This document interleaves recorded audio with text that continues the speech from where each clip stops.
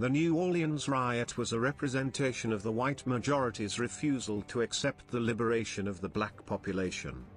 They were fearful that if African Americans gained voting rights they would lose their power and control, which meant everything to them at the time. But African Americans fought in the Civil War, and therefore they definitely deserved the right to vote as they fought for their country. Therefore tension between the races built up. The American Civil War, North America was fighting South America to preserve the Union and end slavery. The war later ended in 1865 with a Confederate surrender. Louisiana was occupied during the Civil War, and by the end of it they had a Republican governor. But in 1866 Andrew Johnson was president and he was a big fan of home rule, so therefore let former Confederate states make their own decisions, with the only rule being they must follow federal law. Because of this, Louisiana was now under white supremacists' rule again. They soon formed laws segregating African Americans with the Black Code. Angered by this and by the legislature's refusal to give black men the vote, the Republicans in Louisiana reconvened the Constitutional Convention of 1864. While only 25 white delegates meet in New Orleans, they were joined by 200 supporters who were primarily African American veterans from the Civil War. The convention was to be held at the Mechanics' Institute on July 30, 1866. Roughly 200 African Americans began a freedom march heading towards the Mechanics' Institute to find out the fate of black suffrage. They marched down Burgundy Street shouting chants and holding banners and posters.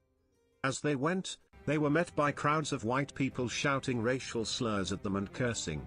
The atmosphere began to get hostile as bottles were now being thrown, and then the first gunshots went off, officially starting the New Orleans massacre.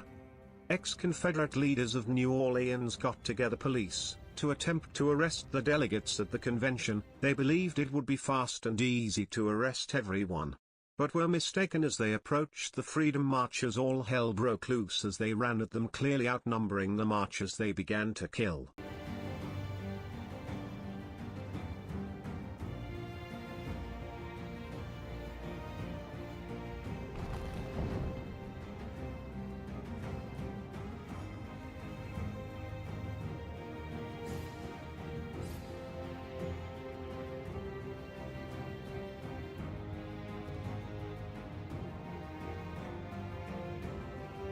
The African Americans were unarmed and caused no threat to anyone in the public. The delegates inside the Mechanics' Institute become the next victims in this brutal stone-cold murdering. Soon the mob of police, civilians and ex-Confederates began hunting the blocks for any African Americans. By the time the federal troops arrive, it is sadly too late. The damage has already been done. New Orleans is immediately declared under martial law. Roughly 50 people dead, more than 200 injured, majority of which are African American.